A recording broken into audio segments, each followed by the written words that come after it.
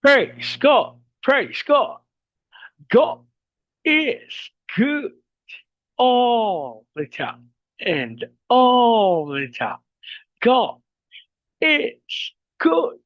Praise God. Praise God. Isang mapagpalang araw po sa bawat isa. Sa pagkakataong ito, tayo po ay dudulog, lalapit sa ating Diyos na buka ng may pananampalataya na kung saan may dalawa o tatlo na nagkatipon sa kanyang ngalan. Naroon siya sa kanilang kalagitnaan. Sa araw na ito, tayo po ay dudulog sa Panginoon sa ngalan ng bayan ng Santander sa probinsya ng Cebu. Ating ihilingin na maitatag ang altar ng ating manunubos sa bayan ng Santander. Mga imbutag sa atong mga kaigsunan diha sa Visayas ug sa Mindanao. Bisan pa katong atong mga kaigsunan nga anaa sa Luzon ug sa laing nasod. Dalaygo ang Ginoo sa walay katapusan. Ang ating pong pagsambay mula sa aklat ng mga awit, ika-68, ika-86 na kabanata, ang talata po ay 15. Ngunit ikaw, Panginoon, tunay na mabait, wagas ang pag-ibig, di madaling magalit, lubhang mahabagin, panay, magalit. Ngunit ikaw, Panginoon,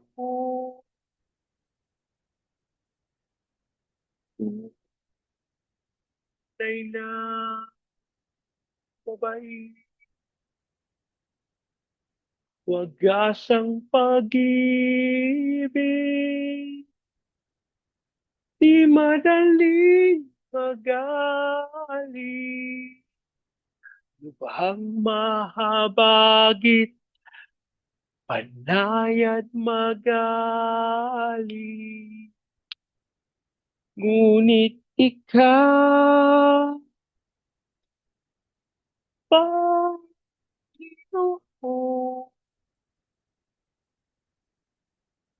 tunay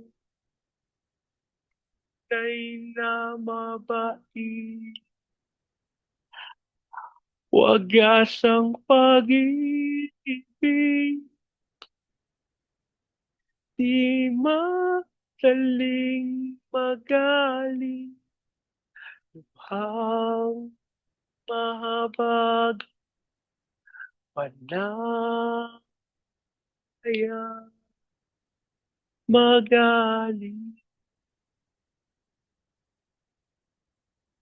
Maraming Diyos na makapangyarihan sa lahat. Kami po'y nagpapasalam sa pagkakataon na minsan pang makadulog at makalap sa iyong banal na araw. Ama, kami po'y nagpapakumbaba, humingi ng tawad sa lahat namin pagkakasala. At sa oras na ito, Ama, kami po ay dumadalangin ng paglilinis ng banal na dugo ng aming manunubos sa lahat ng karumihan na aming nasabi na isip na kita, ginawa.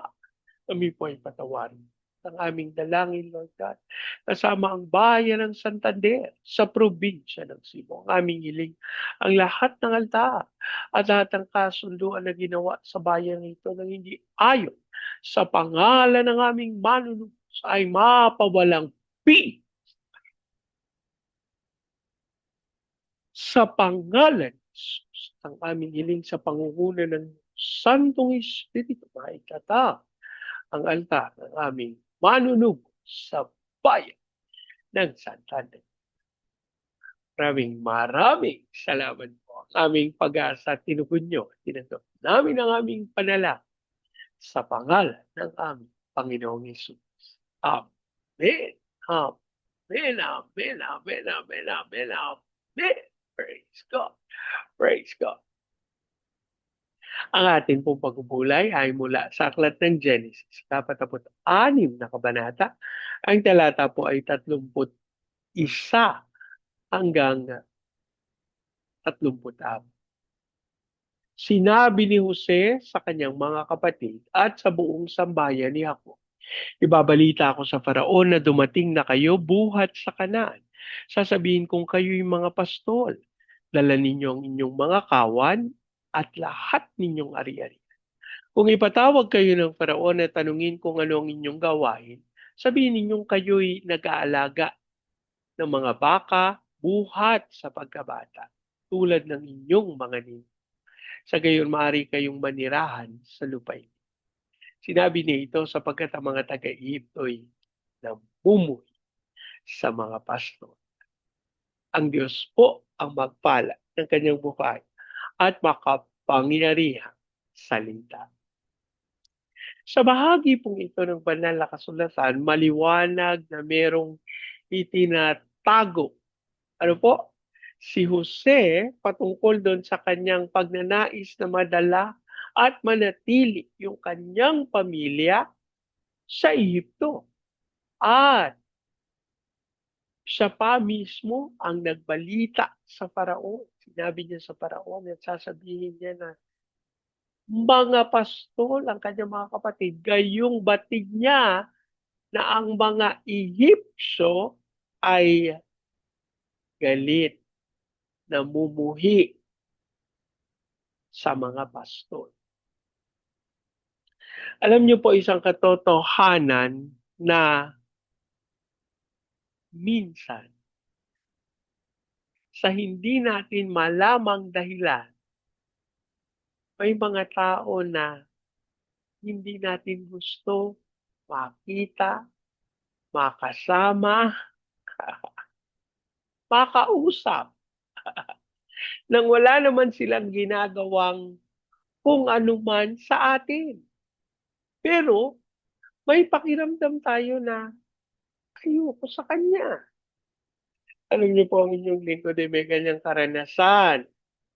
At ako po'y labis na nag-alala sapagkat ang tao na aking naranasan ito ay lingkod ng Diyos. At ang sabi ko nga sa Panginoon, ako po'y patawarin mo, hindi ko siya nakikilala, pero bakit may ganito akong pakiramdam sa Kanya? Kayong napakaraming tao ang siyang-siya sa Kanya. Ano po? Blessed na blessed. Pero alam niyo,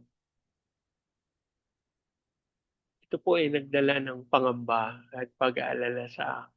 Kaya ako'y dumulog sa Panginoon at ito'y alam niyo po maliwanag yung katotohanan na may mga bagay tayo na hindi natin nababatid. Pero sa ating kaisipan o sa ating karanasan, may mga pangyayari na nagsasabi na, oops. At alam niyo ba yun mismo yung aking naranasan? Oops. At alam niyo po, ako inihatid dito sa trono ng ating Panginoon.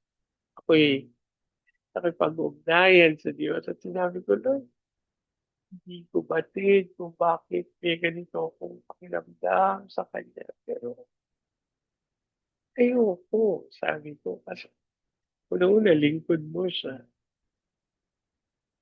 Alam niyo po ang katotohanan na may mga bagay tayong hindi ganap na nauunawa, pero nangyayari pa rin. Hindi naman natin kailangang pigilan. Ano po? Kailangan lang nating manatili.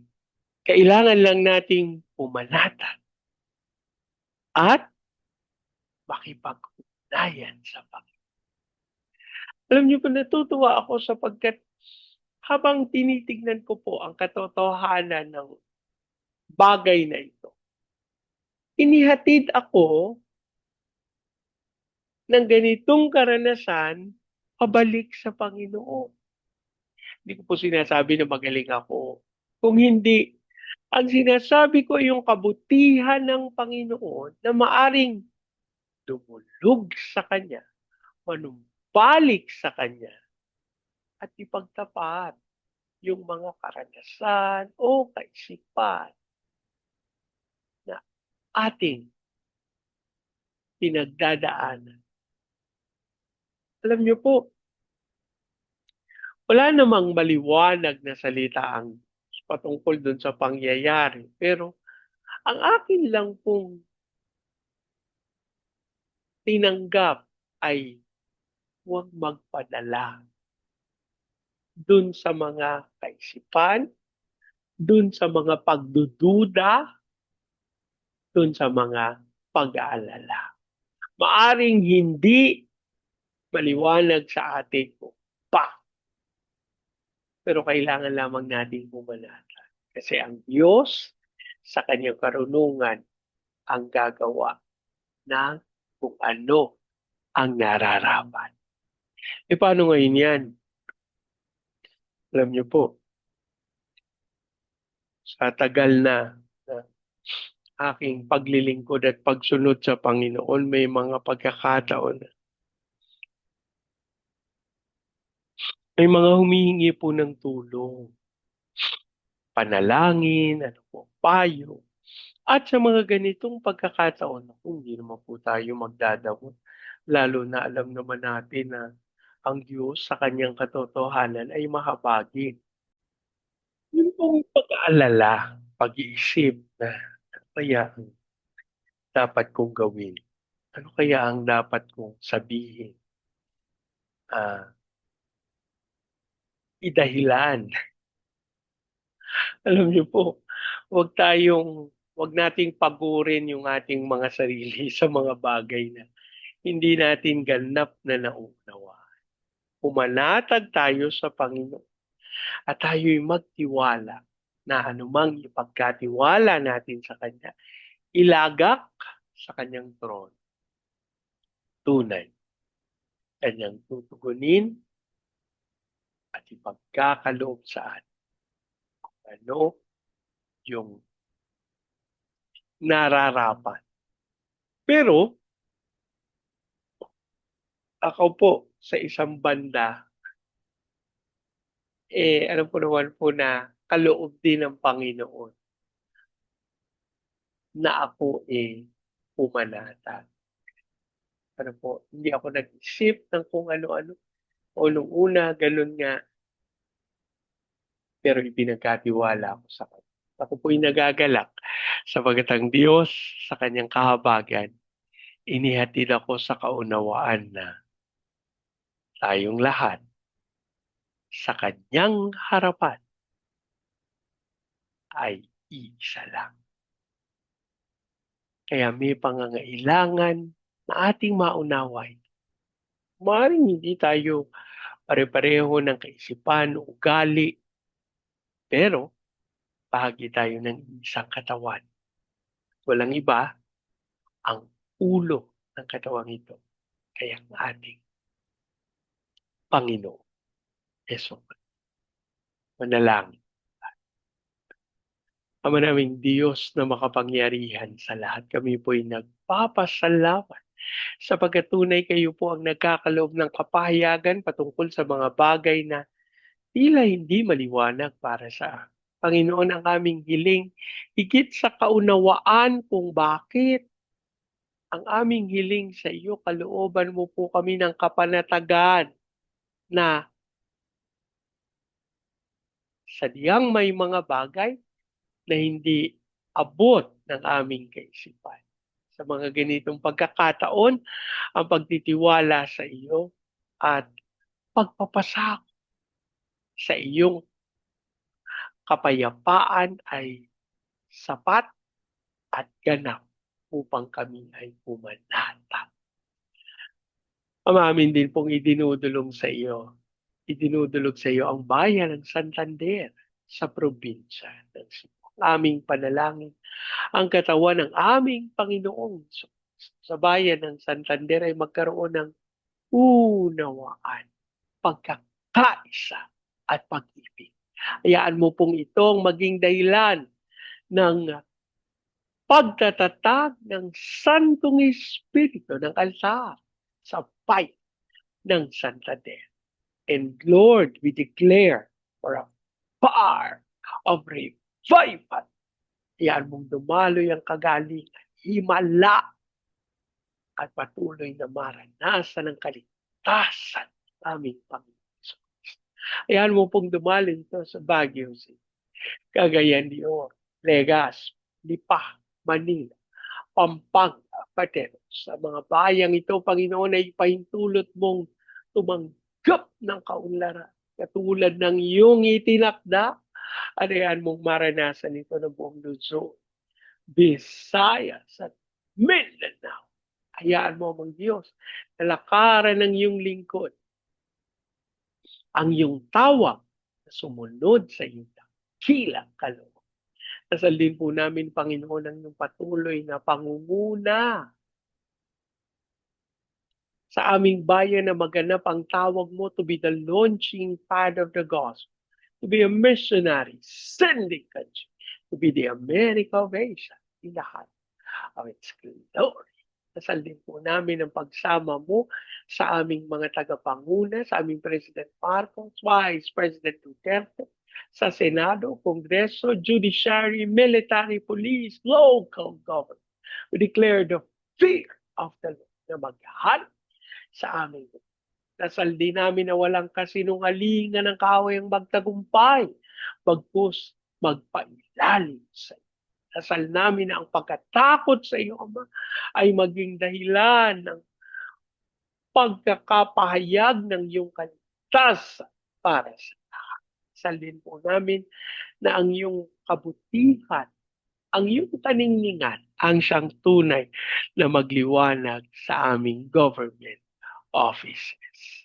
Panginoon, dasal din namin yung aming mga misyonero at yung aming mga OFWs na tinawag mo bilang overseas Filipino witnesses. Hayaan mo sa mga bansa na sila ihatid mo, maipahayag ang iyong salita at malayang ang kaligtasan ay tanggapin ng mga taga-bayan. Ang namin ding itinutulog sa iyo.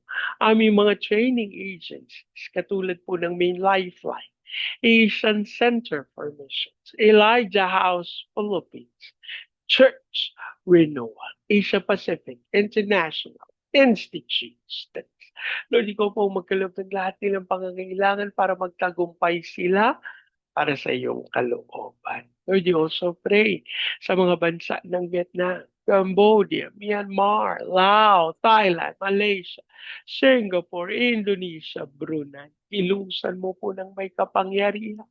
Ang mga bayang ito, yan mo mapangyari ang dakilang kalooban mo at dumaloy ang kalwalhatian. As you also declare for the fulfillment of your purposes